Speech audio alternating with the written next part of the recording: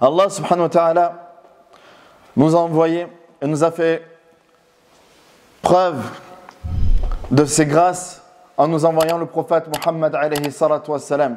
Allah Jalla ala nous dit dans le Coran: laqad manna Allahu ala al-mu'minin. Allah a certes fait une grâce aux croyants. Idh ba'atha fihim rasulan min anfusihim. Lorsqu'il leur a envoyé un prophète issu de eux-mêmes. Yatslu alayhim ayatih. Ce prophète qui leur récite les versets d'Allah. Wa yuzakkihim, qui les purifie. Wa yu'allimuhum al-kitab wal hikmah, et qui leur enseigne le livre ainsi que la sagesse. Wa in kanu min qablu la fi dalalin mubin. Alors qu'avant qu'ils soient envoyés, les hommes étaient dans un égarement évident. Allah subhanahu wa ta'ala nous dit également dans le sens du verset: laqad ja'akum rasulun min anfusikum. Un prophète issu de vous-même est venu vers vous. Azizun alayhi ma anittum harisun alaykum bil mu'minina raufur rahim. Il compatit à ce que vous endurez et il est plein de sollicitude pour vous, ainsi que de toute bonté et de toute compassion pour les croyants. Allah subhanahu wa ta'ala a envoyé ce prophète afin qu'il soit obéi. Wa ma arsalna min rasul illa liyuta'a bi idhnillah. Allah Jalla ala nous dit: nous n'avons envoyé de messagers qu'afin qu'il soit obéi par la permission d'Allah. Et il nous dit Jalla wa ala: et si vous obéissez au prophète, tahtadu, vous serez guidés. Et Allah subhanahu wa ta'ala nous a ordonné donc de le suivre. Et le fait de suivre le prophète alayhi wassalam est un signe de l'amour d'Allah. Allah Jalla wa ala nous dit dans le Coran: qul in kuntum tuhibbuna Allah fattabi'uni yuhibbukumullah wa yaghfir lakum dhunubakum. Dit: si vous aimez réellement Allah, alors suivez-moi, c'est-à-dire suivez le prophète alayhi wassalam. Et Allah vous aimera également et vous pardonnera vos péchés. Donc Allah subhanahu wa ta'ala nous a ordonné de suivre le prophète alayhi wassalam et de le prendre comme exemple dans notre vie de tous les jours. Allah subhanahu wa ta'ala nous dit: laqad kana lakum fi rasulillah uswatun hasanah. Vous avez certes en la personnalité du prophète alayhi wassalam un excellent modèle à suivre. Et le verset que nous venons de citer avec l'ikhwa est peut-être le verset le plus important dans lequel Allah subhanahu wa ta'ala nous indique de prendre le prophète alayhi wassalam comme exemple. Donc arrêtons-nous inshallah dans cette khutbah sur les qualités du prophète alayhi wassalam, sur son comportement, sa description et comment il était tous les jours. Parmi les qualités du prophète alayhi wassalam, il y avait la modestie. Il nous disait alayhi wassalam: n'exagérez pas sur moi comme on a exagéré sur Isa ibn Maryam, sur Jésus, le fils de Marie.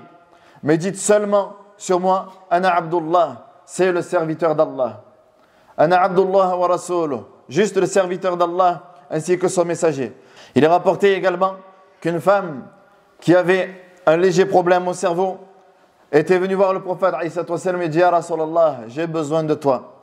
Et le prophète alayhi wassalam lui a répondu: Ya Umma Fulan, dis-moi ce dont tu as besoin et je resterai avec toi jusqu'à ce que ton besoin soit comblé. Et c'est elle-même qui, lorsqu'elle n'avait plus besoin du prophète alayhi wassalam, qui s'était séparée de lui et non pas lui qui s'était séparé d'elle. Également, il est rapporté que les servantes à l'époque du prophète alayhi wassalam pouvaient le prendre par la main lorsqu'elles avaient besoin de lui jusqu'à le tirer. Et le prophète alayhi wassalam disait: le fait que je reste avec mon frère qui soit dans le besoin est meilleur pour moi que de rester dans cette mosquée, c'est-à-dire la mosquée de Médine, à prier un mois complet. Et le prophète alayhi wassalam, des fois, il était invité dans des repas qu'il n'aimait pas forcément, ou des repas qui n'étaient pas forcément à son goût. Mais à chaque fois qu'il était invité, il répondait. Il me dit: même si on m'appelle pour un certain repas, je répondrai. Et même si on me propose ce repas, je l'accepterai. Jamais le prophète alayhi wassalam refusait. Et les sahaba n'aimaient personne plus que le prophète alayhi wassalam. Sauf que lorsque le prophète alayhi wassalam entrait, il ne se levait pas pour lui, parce qu'il savait que le prophète alayhi wassalam détestait ça. Il savait que le prophète alayhi wassalam n'aimait pas qu'on le mette au-dessus des autres. Et le prophète alayhi wassalam avait l'habitude de dire: quiconque fait preuve de modestie, Allah subhanahu wa ta'ala l'élève. Et le prophète alayhi wassalam était constamment au soutien de ses épouses. Comme elle dit Aïcha radiyallahu anha, kana fi khidmati ahli. Il était tout le temps au service de sa famille, illa fi waqt as-salat. Sauf quand c'était l'heure de la salat. Et le prophète alayhi salatu wa salam accordait un visage radieux à tous ceux qui le rencontraient, même si c'était les pires de la création, même si c'était les pires ennemis d'Allah subhanahu wa ta'ala. Et c'est ainsi que même les ennemis d'Allah subhanahu wa ta'ala le respectaient. Et Ali ibn Abi Talib radiyallahu anhu rapporte que le prophète alayhi salatu wa salam disait: pardonne à celui qui t'a fait du mal, maintiens les liens avec celui qui les a rompus et sois bon envers celui qui a été mauvais envers toi. Abdullah ibn Amr ibn al-As a questionné le prophète alayhi salatu wa salam parce que le prophète alayhi salatu wa salam avait l'habitude de le regarder lorsqu'il s'adressait aux compagnons, mais il regardait tout le monde, alors qu'il y avait Abu Bakr, il y avait Omar. Alors Amr ibn al-As a dit: obligé le prophète alayhi salatu wa salam me préfère aux autres. Alors il est parti voir et le prophète a dit: Ya Rasulallah, qui est la personne que tu aimes le plus sur cette terre? Et il lui a dit: c'est Aïcha. D'accord, Ya Rasulallah, mais parmi les hommes, qui c'est que tu aimes le plus? Qala Abuha, Abu Bakr as-Siddiq. Ok, Ya Rasulallah. Après Abu Bakr as-Siddiq, man? Qala Omar. D'accord, Ya Rasulallah, après Omar, c'est qui? Après le prophète a dit d'autres. Après il a dit: j'ai préféré me taire de craindre qui me mentionne en dernier. Anas ibn Malik a travaillé 10 ans pour le prophète alayhi salatu wa salam. Et en 10 ans, il n'a jamais entendu un seul soupir du prophète alayhi salatu wa salam. Et jamais le prophète alayhi salatu wa salam lui a dit: pourquoi tu as fait ça? Ou alors pourquoi tu n'as pas fait ça? Et le prophète alayhi salatu wa salam n'était pas vulgaire, ni dans ses propos, ni dans ses actes. Et il ne criait pas dans les marchés. Et il répondait toujours au mal par le bien. Et il pardonnait. Et il avait l'habitude de dire alayhi salatu wa salam: le meilleur d'entre vous est celui qui a le meilleur des comportements. Et lorsque les musulmans étaient persécutés et qu'ils ont dit: Ya Rasulallah, ad'u ala al-mushrikin, invoque Allah subhanahu wa ta'ala contre les polythéistes.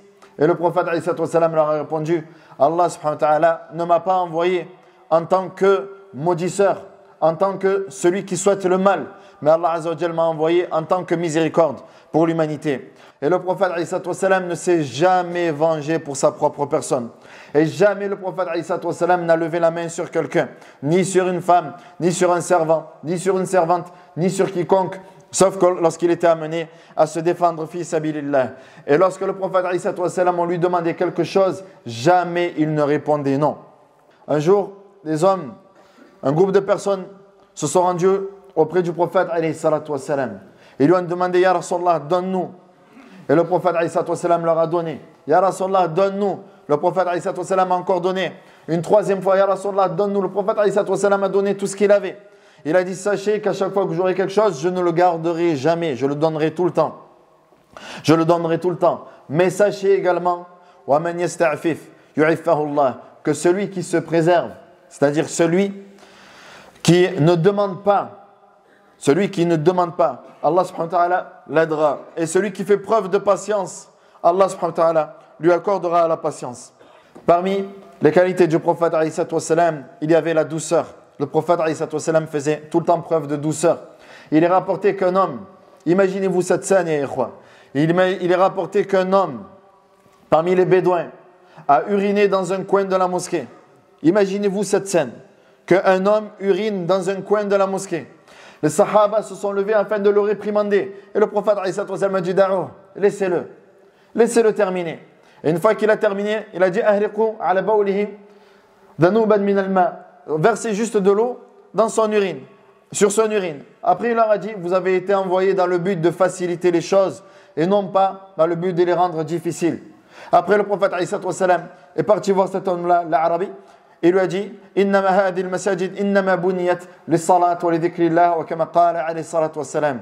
Ces mosquées n'ont pas été édifiées pour qu'on urine à l'intérieur, mais elles ont été édifiées juste pour la salat, pour le rappel d'Allah Jalla wa ala. Voilà comment le prophète alayhi salatu wa salam lui a répondu. Alors que le prophète alayhi salatu wa salam était en voyage avec Anas ibn Malik, il y a un autre bédouin qui attrape le prophète alayhi salatu wa salam par ses vêtements. Il attire le prophète alayhi salatu wa salam par ses vêtements. Et il a dit: j'ai pu voir la trace sur le cou du prophète alayhi salatu wa salam, tellement le bédouin a tiré fort le prophète alayhi salatu wa salam. Il lui a dit: Ya Muhammad, il n'a même pas dit Ya Rasulallah, Ya Muhammad, murli min malillahi alladhi indak. Mais Muhammad, donne-moi des biens qu'Allah subhanahu wa ta'ala t'a donnés. فضحك النبي عليه الصلاة والسلام ولم يغضب عليه فضحك النبي عليه الصلاة والسلام ثم أمر له بعطاء. Le prophète عليه الصلاة والسلام s'est mis à sourire et à rire et a dit donnez-lui ce qu'il demande. Et parmi les conseils que le prophète عليه الصلاة والسلام avait l'habitude de prodiguer, c'était ne te mets pas en colère. Ne te mets pas en colère, ne te mets pas en colère et tu auras le paradis. Le prophète عليه الصلاة والسلام nous enjoignait également d'être bon envers le voisinage. À tel point qu'il nous dit عليه الصلاة والسلام, Jibril n'a cessé de m'enjoindre d'être bon envers le voisin à tel point que j'ai pensé qu'il allait avoir une part dans l'héritage.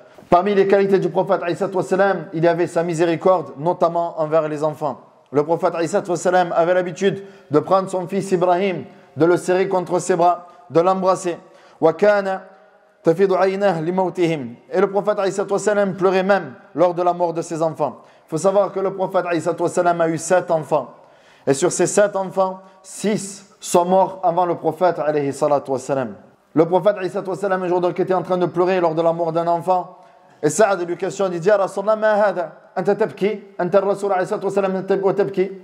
Tu es un homme important et tu pleures. Et le prophète عليه الصلاة والسلام lui répond, ces larmes-là sont de la miséricorde qu'Allah subhanahu wa ta'ala a mis dans le cœur des croyants. Et Allah ne fait miséricorde qu'à ceux qui sont miséricordieux. Et la miséricorde du prophète عليه الصلاة والسلام n'était pas limitée seulement aux hommes. Elle était accordée même aux animaux. Il est rapporté que, Abdullah ibn Mas'ud rapporte que le prophète عليه الصلاة والسلام, alors qu'ils étaient en expédition, ils ont trouvé des oisillons. Et ils ont pris ces oisillons. Et la mère est venue et battait des ailes auprès du prophète عليه الصلاة والسلام. Et le prophète عليه الصلاة والسلام a compris que cette mère était peinée et a dit qui a peiné cette mère? Qui a peiné cette mère-là? On a dit nahnu ya Rasulallah. Qala rudduhuma rahmatan laha. Rendez-lui ses enfants, rendez-lui ses oisillons par miséricorde envers elle.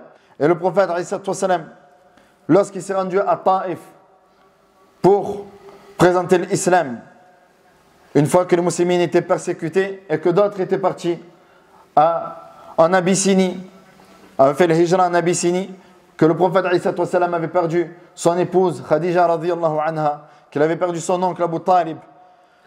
Le prophète عليه الصلاة والسلام se rend à Taïf pour présenter l'islam, pour appeler les gens à Allah subhanahu wa ta'ala. Et c'était le jour le plus dur du prophète عليه الصلاة والسلام. Le jour que le prophète عليه الصلاة والسلام, c'était son jour le plus dur.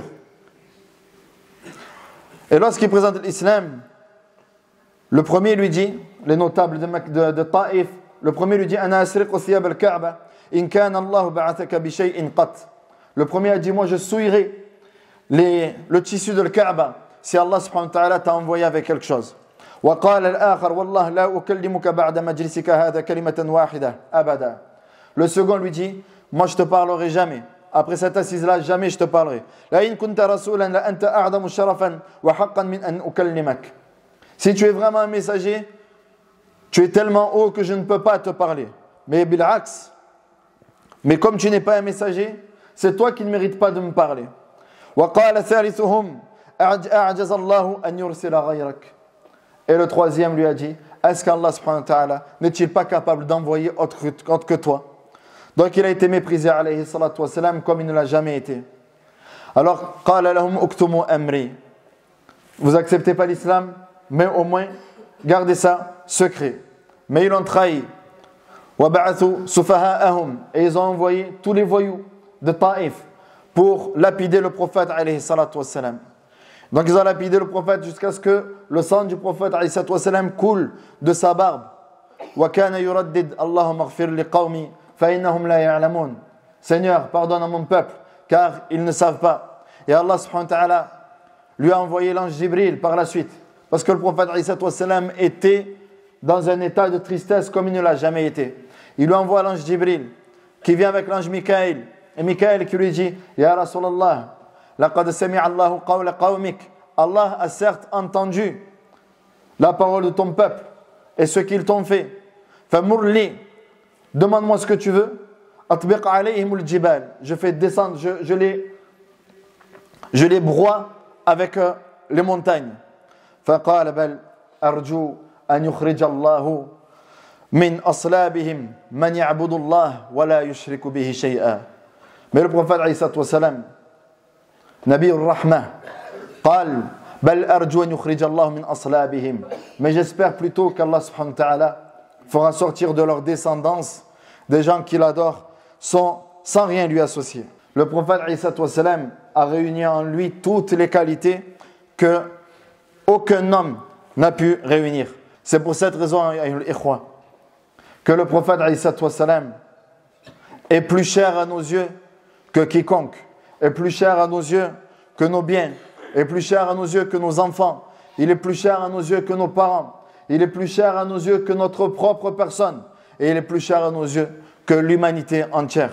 قال عليه الصلاة والسلام لا يؤمن أحدكم حتى أكون أحب إليه من والده وولده والناس أجمعين. Nul d'entre vous ne sera un vrai croyant tant que je ne serai pas plus cher à ses yeux que ses parents, ses enfants et l'humanité tout entière. أو كما قال عليه الصلاة والسلام. فالله عز وجل نسأل أن يرزقنا الصدق والإخلاص في القول والعمل